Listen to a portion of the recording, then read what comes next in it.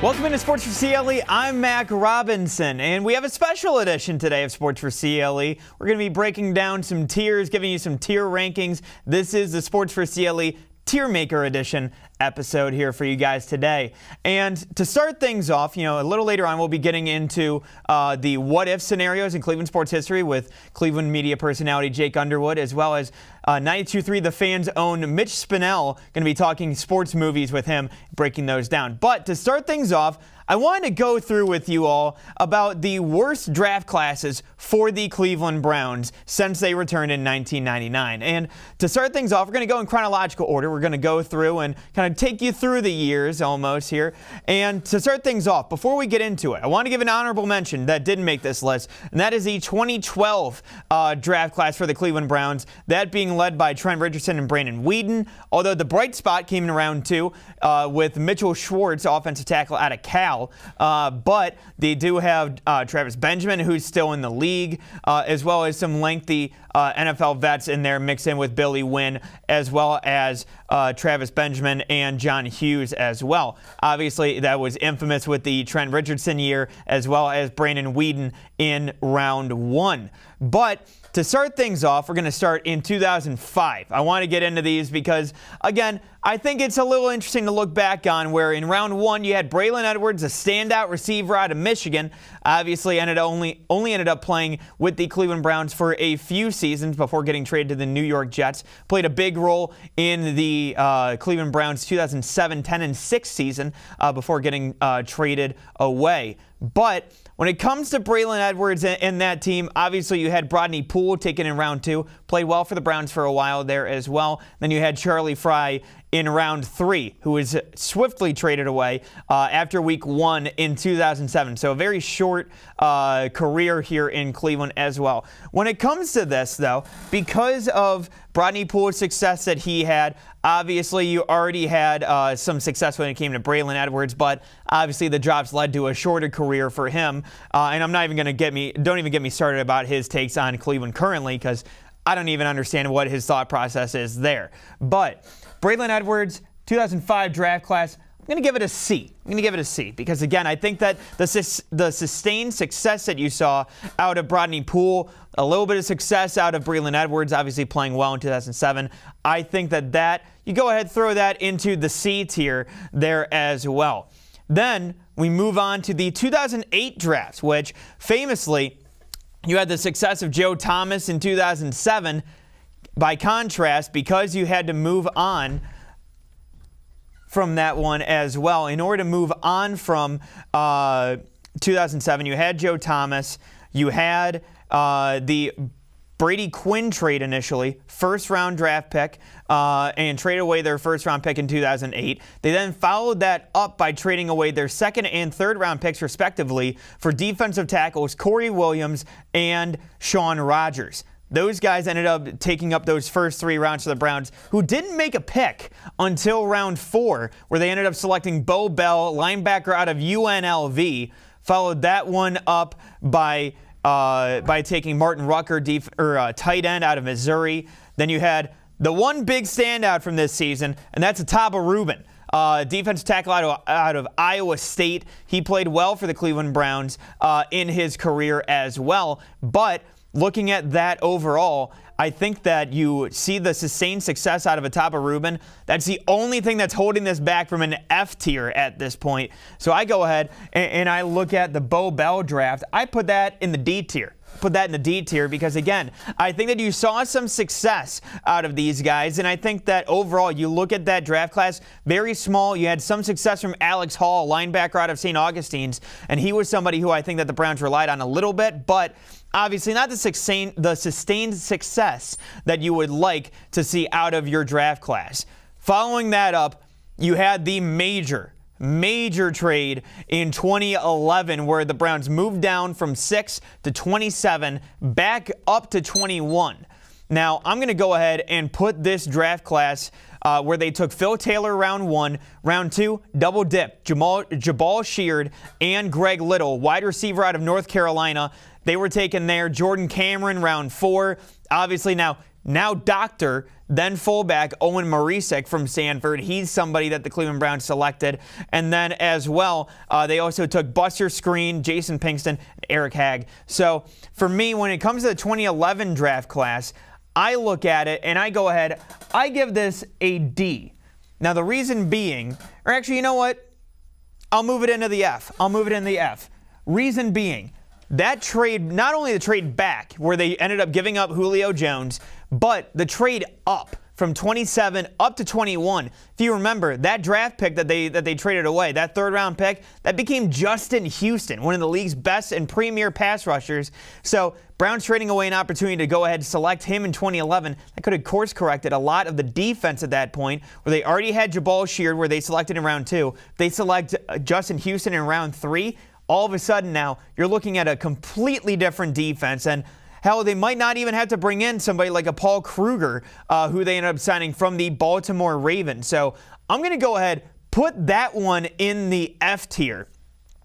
Now, we move on to 2013. And when I say that draft class was bad, there weren't a lot of successes that you saw in that draft class. Obviously, DeAndre Hopkins being one of the big ones towards the end of the first round, but you saw a lot of misses by a lot of teams in that draft class. But the Browns had a pretty big one when it came to Barkevious Mingo, selecting him number 6 overall. But that wasn't the only one that they had, as in round 3, they selected Leon McFadden out of San Diego State, defensive back. The very next pick, Tyrann Mathieu, getting selected by the Arizona Cardinals. So he ended up going one pick later. Browns didn't make another selection until round 6, where they took Jamorius Slaughter, defensive back, out of Notre Dame. Followed that up by Armani Bryant, who had some success, but obviously had some issues with the NFL and suspension. So he ended up moving on, didn't have a long career in the NFL. Then you had Garrett Gilkey, offensive tackle from Chadron State as well. So when it comes to this one, look, they didn't have a ton of picks, but they didn't make the most out of any of them. So I'm going to go ahead and throw them in the F tier as well. You had contrast in 2011, contrast there to 2013, where you have a lot of picks, and then you had very few. Didn't really hit on many when it came to that 2013 draft class. We move on to 2014.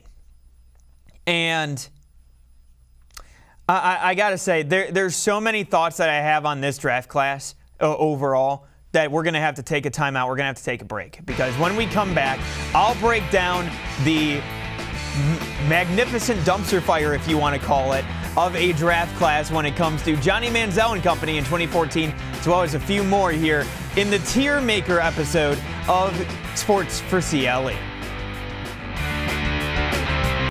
The Ohio Lottery Partners in Education program recognizes role model students and teachers from across Ohio. Nominations can now be done completely online. To nominate a deserving teacher or student, go to ohiolottery.com. In the About section, find Partners in Education. There you will find links to the nomination forms. Students, kindergarten through 12th grade, can be academic all-stars.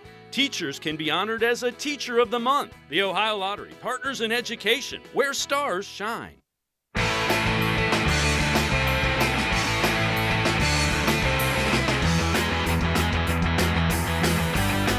Welcome back to Sports for CLE Tiermaker edition. I'm Mac Robinson, and we've been breaking down the draft class that the Cleveland Browns have had, the worst draft classes that the Cleveland Browns have had since they returned in 1999. And we've already gone through the 4. To recap here, we had the Braylon Edwards 2005 draft as the C tier. We have the Bo Bell led 2008 draft class as the D tier. Thank you, Ataba Rubin. And then we have the F tier as the 2011 draft class, as well as the 2013 Barkevious Mingo led draft class as well. Now again, this isn't just me. This isn't just my rankings. I want to hear from you guys. Tell us what you think about this, and what are your thoughts? What do you think is the worst draft class that the Browns have had since they returned in 1999? Go ahead and let us know in the comments down below. But to get back to our final 4 when it comes to these draft classes, look, I mentioned it before the break, and we're going to talk about this a little bit here coming up with Jake Underwood in our What If segment here coming up.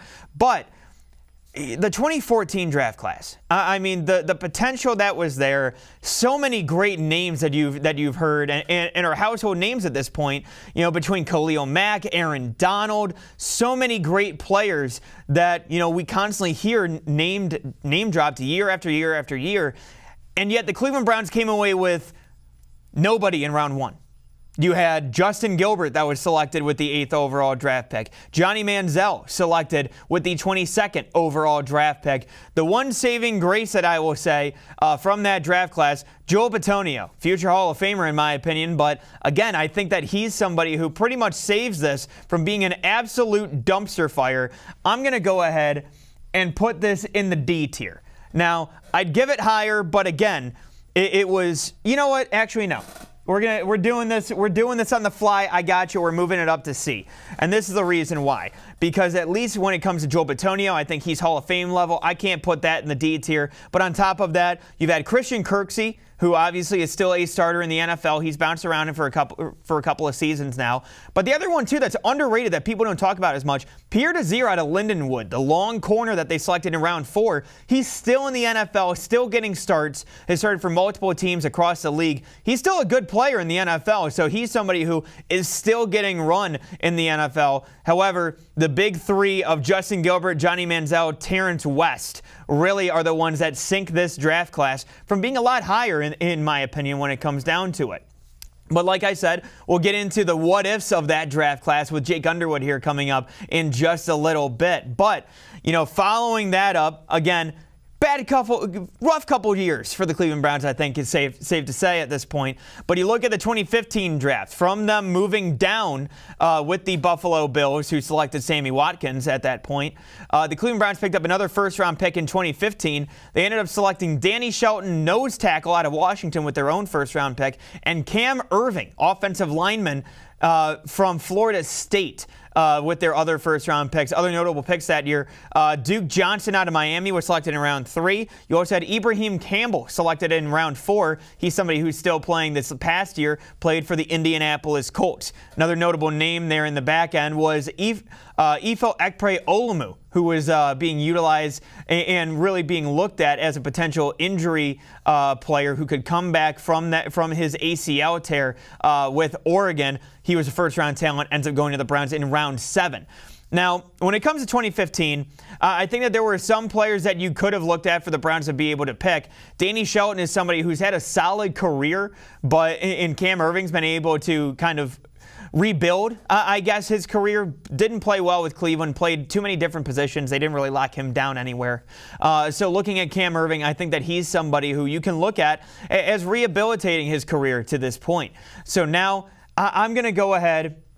When it comes to this 2015 draft class, I'm going to put it in the D tier. Again, I think that it's one that, we got to look at as, not really the sexy picks that year. Obviously, Duke Johnson being the biggest name out of all of these guys. But, again, just some guys having solid careers. You know what? No, I'll bump that up to C. I'll bump that up to C. It was a solid draft class overall. You know what? Nah, you know what? I'm changing my mind on that. Going back to D. They didn't have enough star power. They had solid careers, but again, not enough star power in that draft class. I think that really didn't lead to much for the Cleveland Browns. Obviously, Duke Johnson playing well, but not enough to put it in the C tier, in my opinion. But then we move on to the 2016 draft class, and I know Sashi Brown and company, they talked about getting bites at the apple and again, making sure that you go ahead and have all of these draft picks, that you can go ahead and take these different players. Corey Coleman being the first-round selection, I was a fan of him. Clearly, I was wrong, and I was mistaken on that one. Then you have Emmanuel Ogbah, defensive end out of Oklahoma State. He's somebody who has really turned his career since leaving the Cleveland Browns, left the Kansas City Chiefs, ended up finding a lot of success in Miami with the Dolphins over the last couple of seasons. He's going to be a free agent in 2022 now, so going to be interesting to see where he ends up going. But between him, Carl Nassib out of Penn State, you had some success, obviously, with Joe Seibert as well. And then Rashard Higgins being the notable 5th-round pick in this as well. I'm going to go ahead and I'll put this one in the D tier, mainly because of the fact that you had some success. Obviously, Emmanuel Ogbah has found some success here as of late. But again, just not enough to put it over the hump for me, and not quite bad enough to where I think it deserves to be in that F tier. So I'm not going to put it quite in that F tier, but again, I think that it's one that is something to keep an eye on, at least when it comes to that team. And I think it really depends on the success of Emmanuel Ogbah, as well as possibly Carl Nassib there as well. But last but not least, and this is one that, look, I understand, and straight away, 2019 draft class, we're putting this in incomplete. We're putting it in incomplete. Personally, I think that there's a decent amount that you can argue to put this on this list. But you still have Greedy Williams, who's still playing, 2nd-round pick. He was their first selection there. Obviously, trading the 1st-round pick for Odell wasn't great. Didn't turn out well, clearly. DK Metcalf going after the Browns had selected Greedy Williams in round 2. Sione Takitaki, linebacker out of BYU. He was somebody who they selected in round 3 as well. He's somebody who is still kind of working his way up, a good run stopper. But Sheldrick Redwine, he's already moved on. Mack Wilson, he's now relegated to being a backup for this team. And then you have Austin Seibert, who, look, I know a lot of people are talking about Evan McPherson and, oh, this is why you got to select a kicker. This is why you got to select a kicker. Austin Seibert is somebody who you just selected 2 years ago, or 3 years ago now, and is already on a practice squad of his 2nd team. So this is why, again, you look at the kicker position, it's very, very fickle, and it really depends on where they're being selected and who you are selecting here as well. You also have Drew Forbes, who has been dealing with a lot of injuries. He was obviously that X-factor prospect coming out for Dane Brugler as well. But, you know, between him, then you also had Donnie Lewis rounding it up. It's only been a few years. I think that you can argue that this should be on this list, but I think that Greedy Williams, Sione Takitaki, they're the ones that are holding this up right now at this point, and I still think that it's incomplete. But that's my rankings here. So again, in the F tier, you have the Phil Taylor 2011 draft class, followed by the 2013 Barkevius Mingo draft class there as well. In the D tier, we have the Bo Bell-led 2008 draft class, followed up by the Danny Shelton and Corey Coleman led 2015 and 2016 draft classes. In the C tier, we have Braylon Edwards and company in the 2005 draft class, Johnny Manziel and company. I'm putting them in the C tier only because of Joel Bitonio. He doesn't belong in the D tier. And then last but not least, the incomplete of 2019 with Greedy Williams there as well. But again, this is a two-way street. That's my opinion. I want to hear what you guys think. Let us know in the comment section down below. What's the worst draft classes that you've seen from the Cleveland Browns since 1999? But, of course, when it comes to this Tiermaker episode of Sports for CLE, coming up next, the biggest what-ifs in Cleveland sports history. We bring in Cleveland media personality Jake Underwood to talk about it all. Coming up next, once again, Mac Robinson here with you on Sports for CLE. Stay with us. When it comes to selling you a mattress, most retailers are handing you a long line of extra steps that drive up costs and create confusion. At the Original Mattress Factory, we simplify the mattress shopping experience by building mattresses and box springs in our own local factories and selling them direct to you. It's short, sweet, and simply makes sense. So experience more than just a mattress store. Experience an original, the Original Mattress Factory.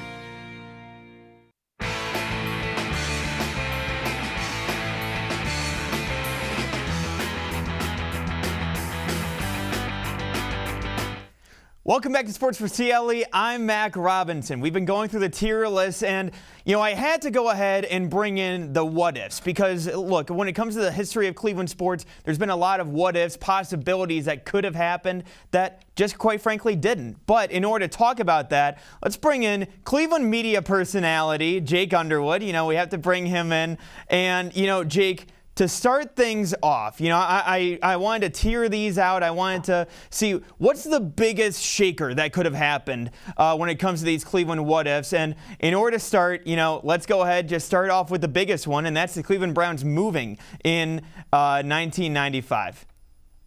Yeah, to me, I think that's the one with the biggest impact, and not just for Cleveland, but all around the league.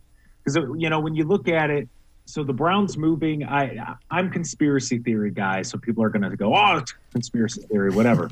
But the Browns moved, and almost 90% of the NFL got a new stadium. And I don't think that's by chance. I think that's something that the NFL knew they had to make a big impact. And if the Browns left Cleveland, that makes a giant impact. And they would be able then at that point to kind of put the fire to people's behinds to get them to build a new stadium. I have that as one of the most significant on the list that we were discussing. That's definitely an S tier for me, just because of the different changes it had around the league. Plus, at that point, just talking about Cleveland, you're talking potential Super Bowl. You have Bill Belichick. Whether or not Vinny Testaverde can kind of be that Tom Brady type guy where he can take over a system, which we kind of saw in New York. And Vinny Testaverde played 20 plus years. So you had the pieces and parts that were starting to come together, plus Ozzie Newsome, all these different things. So to me, I think that's one of the most significant things just in Cleveland history, not even sports, but just history of Cleveland to happen. It's very significant. And the what ifs are endless. It really is. If Belichick would have still been here, had he not taken the time off, was he getting ready to do the same thing he did now in New England, in Cleveland 20 years ago? But, it's a what if, we'll never know.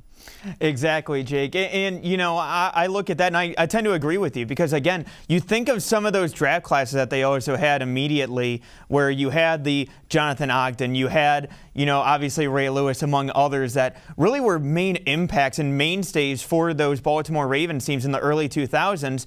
And it really just seemed like it set up that franchise as a whole. And you combined the possibility of, Bill Belichick sticking around at that point, combining him with Ozzie Newsome. I mean, just the duo of that alone, I think, puts that at an S tier, let alone the Super Bowl, is that both combined to end up winning.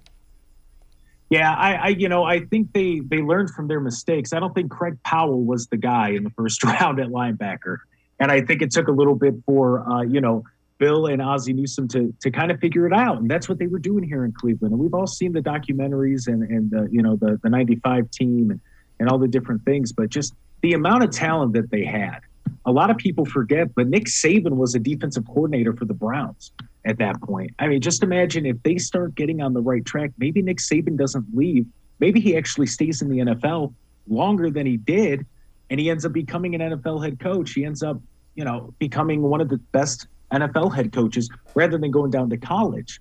And, I thought Eric Mangini was a ball boy. What if Eric Mangini works his way up with the Browns and eventually Belichick's looking at it and he's going, you know what?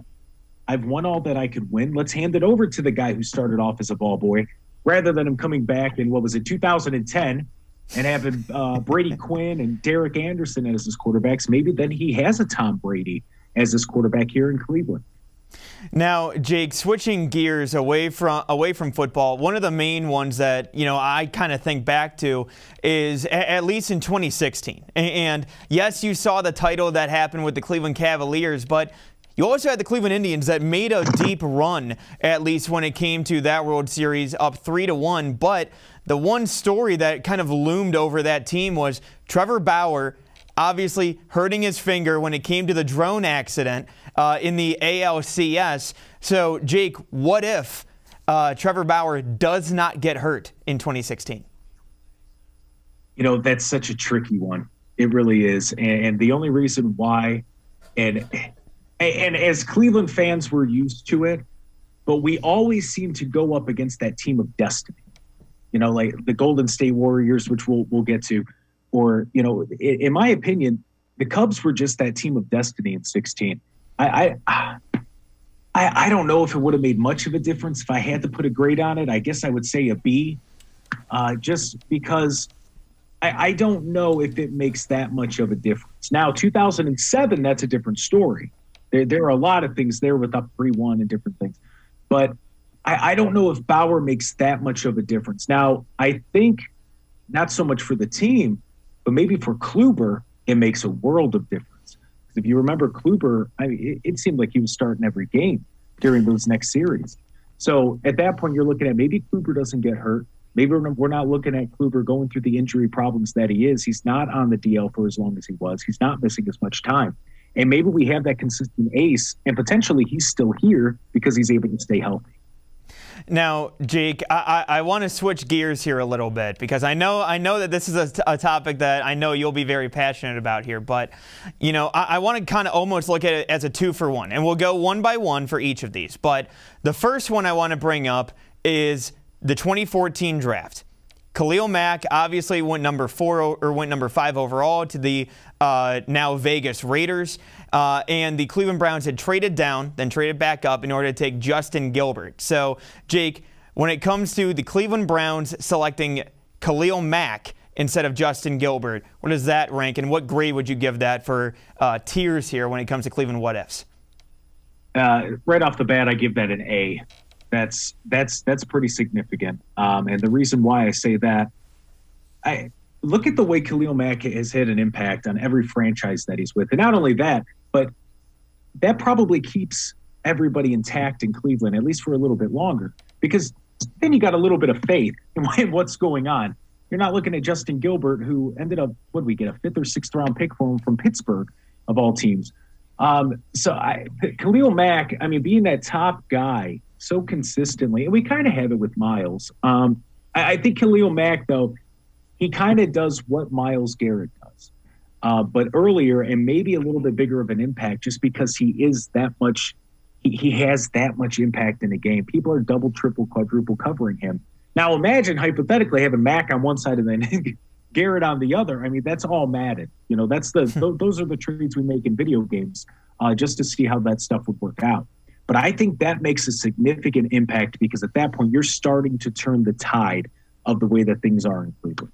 Well, and not only that, too, I mean, hell, the big signing from that previous offseason was Paul Kruger coming over from the Baltimore Ravens. So maybe that signing doesn't look quite as bad if you've got Khalil Mack on the other side. He doesn't have as much pressure being that pass rusher for the Browns. And all of a sudden that opens up a lot more on the defensive side.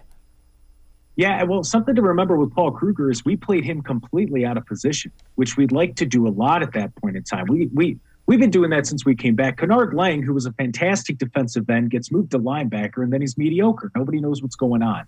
But we played Paul Kruger out of position. So maybe even then at that point, you have Khalil Mack playing on the line. You don't need, Paul Kruger to be this tweener. Nobody knows what he's doing. Maybe then he could focus and, do what he's good at. It's Paul Kruger. I forgot all about him, and you brought him up, and that's just, oh my goodness. That's one of those.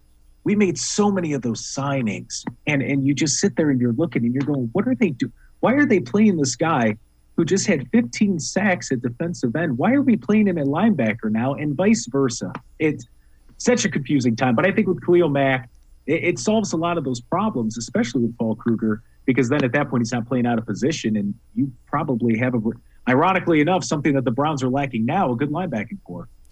Well, let's also look at the other pick from that first round, and that being Johnny Manziel getting selected number 22 overall. Browns trading up from 26 to select him there. Now, keep in mind that prior to the draft, the Browns had done a search. They enlisted and paid for a search to see who would be the best quarterback of this group, and that search found Teddy Bridgewater. But there also was rumors of, Derek Carr possibly coming to Cleveland and possibly being of interest. So, Jake, when it comes to the Cleveland Browns selecting Johnny Manziel at number 22 overall instead of Derek Carr or Teddy Bridgewater, where do you put that in terms of the tier list here? I mean, that's. Ooh. I have it written down as a B. I'm going to have to move it up to an A, because Johnny Manziel set this franchise back so far. It's ridiculous. It's absolutely insane to think how far he set this franchise back. I think with Now, the weird thing is with Teddy Bridgewater, because of the injury problems, we might be in the same situation. You just don't have the stigma around it. I love Derek Carr. He won me over his leading up to the draft. He was on NFL Network, and there was an interview where he talked about how he kind of wants to redeem his family name. Not saying that his brother did a bad job, but he was put in a rough situation. And when he talked about that, he wants to redeem it. You know, that meant a lot to him. I knew he was going to have a long career. Whether or not it was going to be good, I had no idea. But I knew he was going to have a long career and that he was going to work hard. And I couldn't imagine if the Browns hypothetically took, you know, what if they took Derek Carr? I think we are in a completely different situation than we are now. And we're not – I don't think we have questions at quarterback. I know some people think that we do. That's a completely different discussion.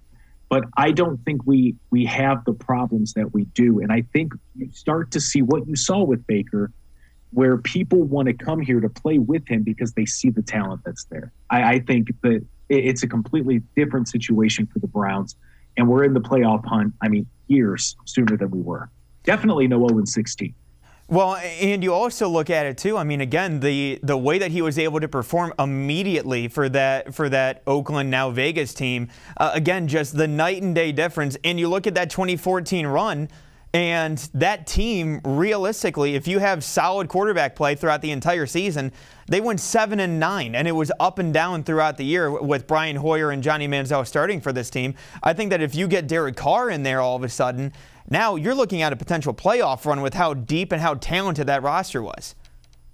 Well, not only that, the defense was really good that year. That's when we had Carlos Dansby, Dante Whitner. You know, we had that good veteran leadership, and it was a good mixture with the young players. I'm not going to say that team would have won the Super Bowl by no means, but I think we're in a position then at that point to start building for the future, which is all we were looking for. We got excited because Johnny Manziel lined up in an illegal formation and then ran the wrong route. We ended up getting a penalty to bring it back. He caught the pass, which is great.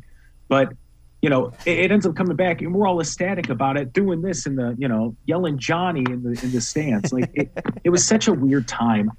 To actually be able to – I couldn't imagine before Baker Mayfield having the quarterback question answered. I couldn't imagine it because we went through so many different people. So if we would have had a guy like Derek Carr, where you know from day one, you know, the first time you see him throw a pass, you're going, thank God. You know, we did it. We don't have to worry about this anymore. And you actually have a plan to, you know, start building for the future where you have somebody he could sit behind like Brian Hoyer, and you're already starting to win. You already have that momentum. I think they could have made the playoffs that year, to be honest with you. And then, you know, Johnny Manziel had to get in the game. I think it just set that entire team back so far. And if you have Derek Carr, that's not the case. I tend to agree. And you know what? We have one half down. We're going to have another half coming up here right after the break. Again, Jake Underwood, Cleveland sports media personality, talking with me. Again, we will be right back after this with the other half here of Cleveland what ifs in Cleveland sports history. The Ohio Lottery Partners in Education program recognizes role model students and teachers from across Ohio. Nominations can now be done completely online. To nominate a deserving teacher or student, go to ohiolottery.com. In the About section, find Partners in Education. There you will find links to the nomination forms. Students kindergarten through 12th grade can be academic all-stars. Teachers can be honored as a Teacher of the Month. The Ohio Lottery Partners in Education, where stars shine.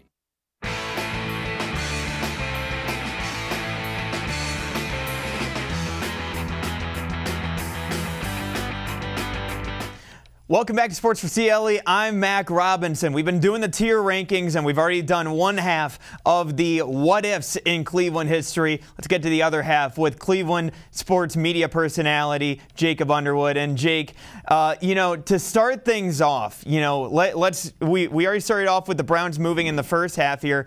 Let's go with the other big one, and that is LeBron James leaving the Cleveland Cavaliers in 2010 and taking his talents to South Beach. If LeBron never leaves, I'm putting that at an A. And the reason why I don't consider LeBron as important as the Cleveland Browns, because the Browns have always been in Cleveland, whereas LeBron has not. But that's just the issue.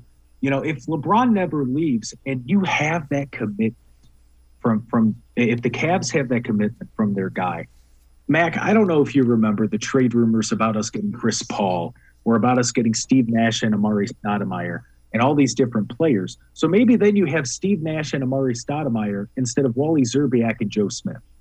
And so then that changes the entire narrative around LeBron's career, because at that point he probably does have more championships than he does. By no means, I know LeBron honks are going to see this, or what are you talking about? He's got plenty of championships. He's one of the greatest players of all time. He's not the greatest, but he's one of the greatest right now. But if he commits to the Cleveland Cavaliers, the players that he can bring in the same way that Dwayne Wade committed to the Miami Heat and was able to bring in Chris Bosh and LeBron James, it's a completely different story. I think we have championships out the yin-yang. I think it's a completely different narrative when it comes to the city of Cleveland, and especially the Cavaliers, because you're not dealing with the Comic Sans letter. You're not dealing with the fact that he completely dragged Cleveland through the mud on national television. There's none of that stigma that sticks with Cleveland that the four-letter networks love, because they love to be able to pull that reel out because they know they'll have 10 minutes covered for every hour. So when they can actually look at, if LeBron would have stayed here and he was committed to the team, he committed to the coaching staff, and he was willing to bring his buddies here to play and actually start to build that culture around winning and not LeBron, I think it's a completely different story. And then at that point, he would be considered better than Jordan, because he would be doing it organically and he would be able to then grow and bring more people in. Now, Jake, let's switch gears over to baseball, where you mentioned it earlier, but what if the Cleveland Indians are able to secure the win over the Boston Red Sox in the 2007 ALCS up 3-1? That I rank as an S, because I think that is right up there with the Browns moving. And the reason why is because it is that significant to the franchise and to the city. We would have swept the Rockies, no problem. It would have been easy. And the reason I know that is because I had to go back and look at who was on the Rockies roster, and I still don't remember who was on the Rockies roster. And I looked at it about an hour ago. I have no idea who was on that team. They got hot at the right time, and it just started to peter out there a little bit towards the end, and the Red Sox were there to take advantage of it. I think we should change the wording of it. What if they would have won the ALCS? What if they never played It Ends Tonight by the All-American Rejects, which then got the Red Sox mad. So then they decided that they wanted to go on a run and win that series. That's a good point. That's a good point. I forgot about that going back to it. But Jake, the other one too, and it comes down to possible championships. But the one that I think is underrated that doesn't get a ton of talk is, what if Iman Shumpert nails the Game 1 buzzer beater against the Golden State Warriors in the 2015 NBA Finals? I'll be honest, I had that ranked at a D. I don't know if that has much impact. And the reason why is because I think Golden State that year was just one of those teams that were just destined. They had the incredible record. Everything was coming together for them at the right time. And it kind of like how it did for the Cavs in 16. I don't know if it makes that much of a difference, just because everything was coming together for Golden State the way that it was. Maybe we win another game in that series, but I still think ultimately we end up losing that series. So here's my reasoning here. Here's my reasoning for this. So hear me out. When it comes to that jump shot, if he makes that shot, not only do they win Game 1, Kyrie Irving gets hurt in overtime. So all of a sudden you get Kyrie Irving back at least for Game 2. And look, even if he gets hurt in Game 2 or Game 3, Matthew Dellavedova famously had to get an IV drip after Game 3 because of all of the caffeine that he had to drink from covering Steph Curry the entire game. So the Cavs win the next 2 games, at least in Games 2 and 3. So I feel like you could have at least gotten another win possibly out of it on top of that. So I feel like if you're able to do that, you keep Kyrie Irving from being hurt. You also extend Matthew Dellavedova in his playoff run that year. And on top of that, I also think that you have a decent possibility of actually winning that series because you have Kyrie Irving for an extended period. Well, I don't know if they win it, though. That's the only thing. And the reason why I say that is because Kyrie and LeBron really didn't have that chemistry in the playoffs yet. In the regular season they did, but they weren't used to playing with playoff LeBron yet, that mindset. And I think they had to lose in 15 to be able to win it in 16. And the reason why is because everything kind of came together. That same desire that LeBron had to win a championship came out because of what happened in 15. And last but not least for you, Jake, what if Jim Brown does not decide to pursue an acting career? I have that ranked as a C. And the reason why is because Art Modell had a habit of screwing things up, and he would have found a way to screw it up either way with Jim Brown. He bankrupted 2 franchises. He didn't know how to talk to a city to make a stadium work because he wanted to own the rights to every team that was in the city, because he didn't know what he was doing, so he was losing money all over the place. But anyways, I think Jim Brown was so involved with things outside of football that at year 9 of his career, he's just kind of looking at it going, you know, I've won a championship. What else am I going to do? I'm already the all-time leading rusher. I don't want to say it started getting boring for him, but I think he just kind of was like, all right, it's time to move on to the next thing. So if it wasn't acting, it would have been civil rights. It would have been politics. It would have been anything. I just think that it just got to the point that with Modell pushing him, Jim Brown finally was like, you know what, I'm out. And I think it would have happened either. All right, so final recap here for you folks.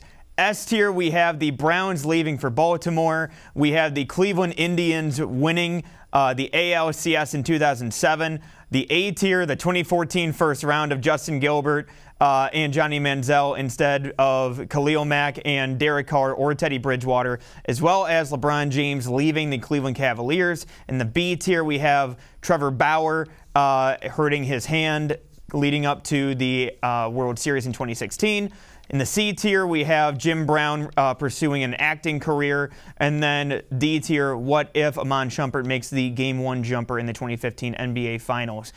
So thank you to Jacob Underwood, of course, Cleveland media personality. Thank you so much for joining me, my friend. Appreciate the time. Of course, Mac. Anytime, sir. Anytime. All right. Special thanks to Jake Underwood for joining me. And coming up next, we're going to be diving into sports movie rankings with 92.3 The Fan's Mitch Spinell. So make sure you stay tuned for that. We'll see you on the other side. When it comes to selling you a mattress, most retailers are handing you a line. A long line of extra steps that drive up costs and create confusion. At the Original Mattress Factory, we simplify the mattress shopping experience by building mattresses and box springs in our own local factories and selling them direct to you. It's short, sweet, and simply makes sense. So experience more than just the mattress store. Experience an original, the Original Mattress Factory.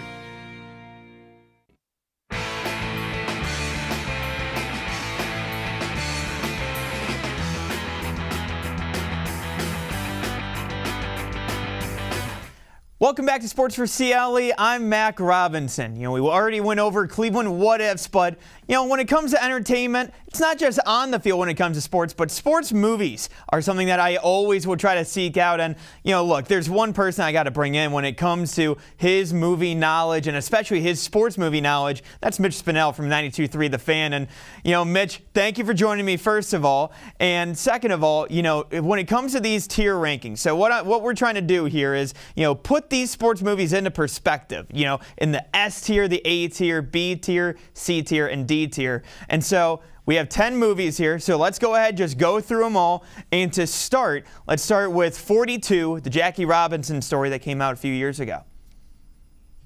Yeah, Mac, I actually have some props here that I wanted to bring up before the movie started, if I can get them here. Yeah, so 42 is obviously the kind of life and early career of Jackie Robinson, the first man to break baseball's color barrier for the Brooklyn Dodgers back in 1947. You don't get a lot of sports biopics these days. The last one I can remember really is American Underdog, but this is one that is very good.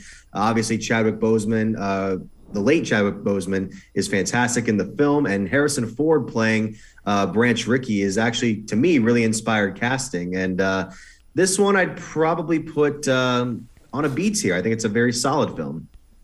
See, I tend to agree with you, too. I love the film, honestly. And like you said, Chadwick Boseman's portrayal in this is phenomenal, and I absolutely love this movie. So for me, I think that, putting it in that B tier, I think that's definitely fair. But the next movie that we have is one that I know that you're very passionate about, and that is one Bull Durham. Yeah, this is one that I actually do own, but this is another one that while I think it's a solid film, I don't think it's as good as everyone thinks it is. I think it's a very capable film. There are times where it can be funny. There are a lot of talented people working in it. I just think it goes a little too long at the end, and maybe some of the jokes don't quite as land. And then I don't know. For me, I'd probably put it maybe C-list, if not lower. But C-list, I'm okay with. Now, Mitch, when it comes to this next film, it's a classic. Everybody loves it. There's always nothing but references to it, but it's Caddyshack.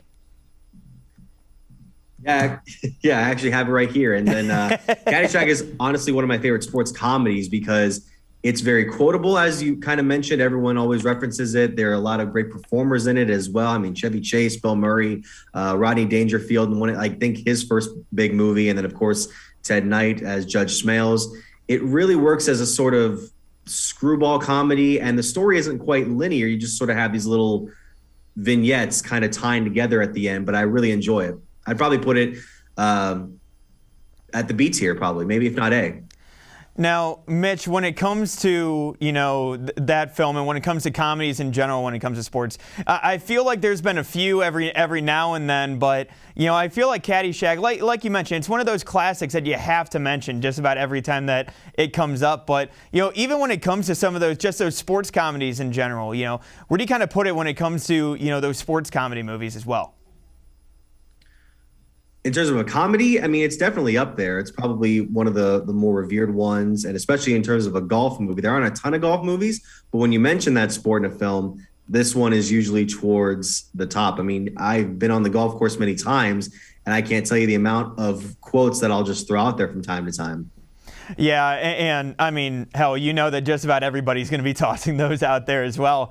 But, Mitch, on top of that, we also have Cleveland Classic, because let's be honest, you have to mention it. Major League. If we're talking about comedies as well, Major League. See, and this is why I bring Mitch on, because of course he always has them at the ready. He pretty much has them all at the ready. But real quick, where'd you have Caddyshack again? I personally had it in the B column. I could put it in the A, but I think B is more of a significant spot for what my tastes are. Okay. All right. I got you. So tell us about Major League, what your thoughts are about Major League, and where you would go ahead and place that in the tier rankings. Look, we're Cleveland guys. I mean, obviously, we grew up as Cleveland baseball fans, and this is the one that everybody used for years when the team wasn't as competitive. They would continually put this on and get emotional to see the team finally win to get into the playoffs at the end. And then you have fantastic characters played by fantastic actors in this one. And it really is more of a serious story, particularly with the main character played by Tom Berenger, and his love story with Rene Russo in this is really good. Kind of put together with all these sort of jokes and sort of crazy moments between one of the most wildly put together teams in fictional Major League Baseball history. And where would you go ahead and throw that in terms of the tiers here? Because again, I know it's a tough ask, but where would you go ahead and throw it in there? This is A. This is A for me. I think this is it's definitely one of the funniest sports comedies I've seen. Yeah, you know, I really tend to agree, and out of anything, I love Willie Mays Hayes. But when it comes to these movies, you know, you get some of the lighter-hearted ones, then you also get some of the other side of it. So, you know, take us through. What are your thoughts on The Natural? Well, The Natural is one that is, if not my second favorite baseball movie, it's definitely number 3 because it is one of the most heart-wrenching dramas that you can get from, especially at a time where Robert Redford was at his apex. It has a classic score that you've likely heard before from, I'm blanking on his name right now, but it is a very good, Randy Newman, excuse me. But it is a very well-done drama that chronicles the sort of uprise from this guy who wanted to become a professional ball player, looked at be the most naturally gifted player ever, gets sidetracked for a number of years, and then gets his moment. And then you see sort of the behind-the-scenes stuff that he's going through as the movie goes on, and a fantastic ending to boot. Now, when it comes to tears, where are you throwing this one in there, Mitch? It's between A and B. I'm more inclined to say A. I don't think a lot of people would agree with me, but I would put this up at A just because the ending, much like Major League, the ending has very little, if any, dialogue. Just the score is playing out, and it's very emotional. It's well done, I think. One half down, other half coming up here right after the break. Again, Mitch Spinell from 92.3 The Fan joining me, breaking down the other half of our sports movie tier list right here on Sports4CLE. Stay with us. Life is getting back on track, and you can too. If you or your family have experienced financial hardship as a result of COVID-19, Tri-C can help with tuition assistance. Safely get the in-demand degree or training you need with online and on-campus classes. Go to tri-c.edu to check out our programs and resources. So, what are you waiting for? Register now for spring classes. Tri-C is where futures begin.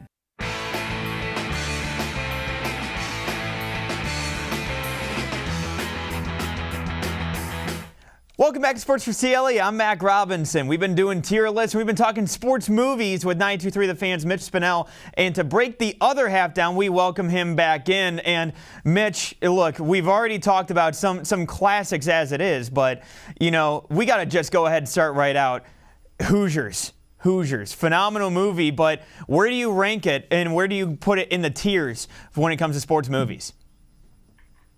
Hoosiers might be the best basketball movie ever made. Honestly, it really is a fantastic sort of, not over-the-top drama, but it definitely makes you feel overly emotional in a good way because you have Gene Hackman, one of his finer performances, Dennis Hopper, obviously, as a great supporting character as well. The basketball scenes are very well done for a movie especially. And I would probably put this, I want to say, it's close to S tier, but I think I have to go with A just because it's not one of my like pantheon favorites. Now, I would say this. I tend to agree with you when it comes to Hoosiers, but the one thing that I would say too is it holds up pretty well, at least from the last time that I've seen it. You know, again, I really think that it holds up well for a movie that, you know, again, when it for when it was made, I think it holds up pretty well overall too. Yeah, and especially if you were ever to go to the actual Hoosier Gymnasium in Knightstown, Indiana. They have all sorts of memorabilia up there. I've been there, actually broadcasted a radio game there one time. It was a lot of fun, and you definitely get the feeling when you go there how important that movie was to that area and to the rest of the world. Now, Mitch, switching gears from that over to another film that I know that you're passionate about too, and that is one Field of Dreams.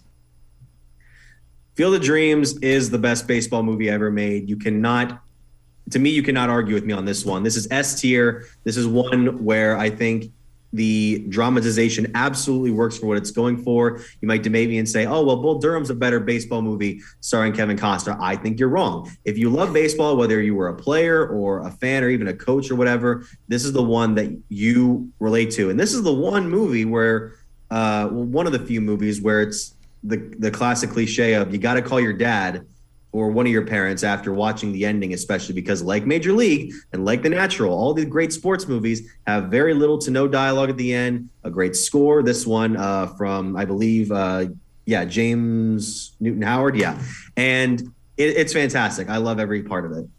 Yeah, now I know like you said, there's a little bit of a debate when it comes to Bull Durham versus Field of Dreams. Obviously, I know a lot of people talk about that, and some people call it overrated when it comes to Field of Dreams.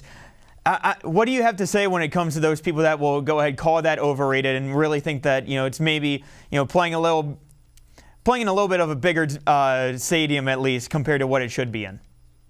First of all, I want to correct myself. James Horner, not James Newton Howard, was the composer. Sorry. Second of all, to those who think it is overrated, I can understand where they're coming from in terms of how dramatized it is, how it kind of plays into the spiritual side where it starts to maybe feel like it doesn't make a whole lot of sense and it's overdone, but it hooks you in so much, especially at the ending, that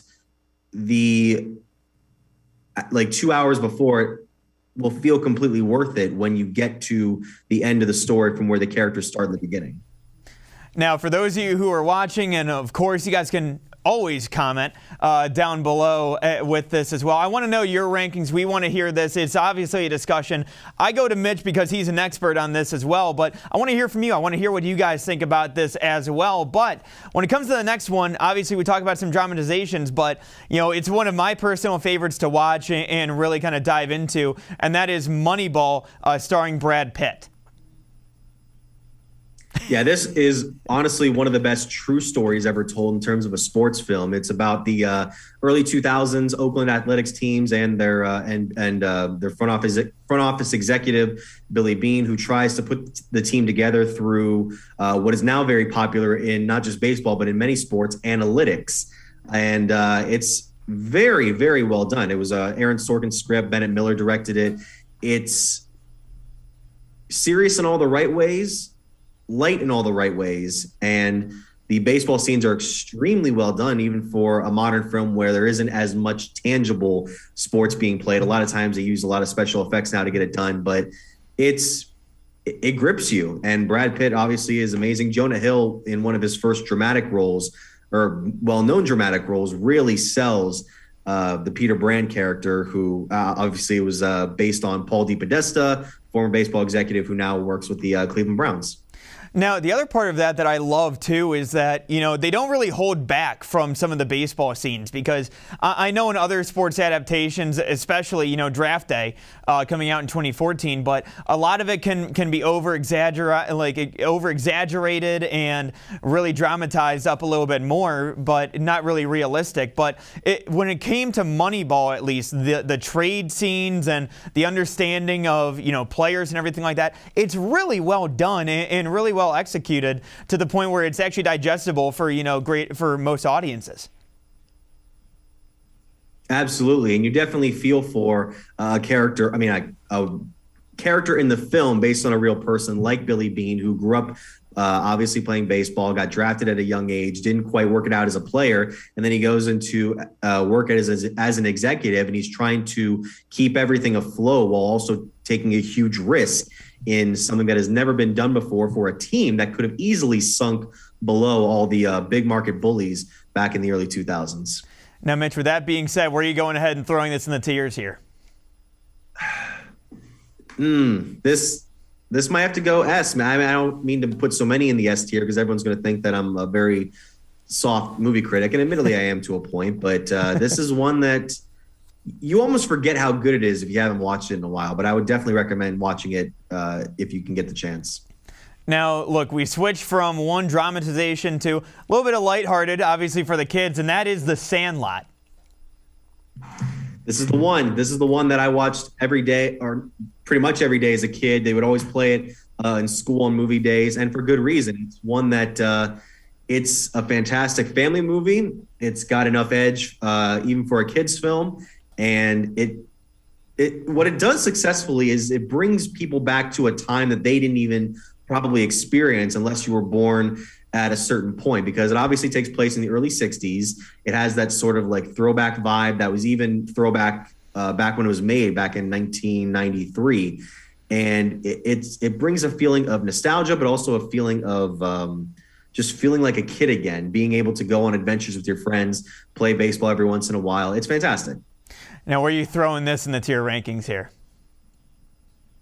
I'm probably going to go with A on this one, just because, you know, I really do like it.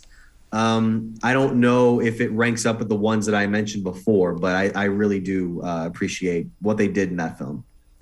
Now look, last but certainly not least is the classic with Sylvester Stallone as Rocky Balboa in Rocky. This is the one.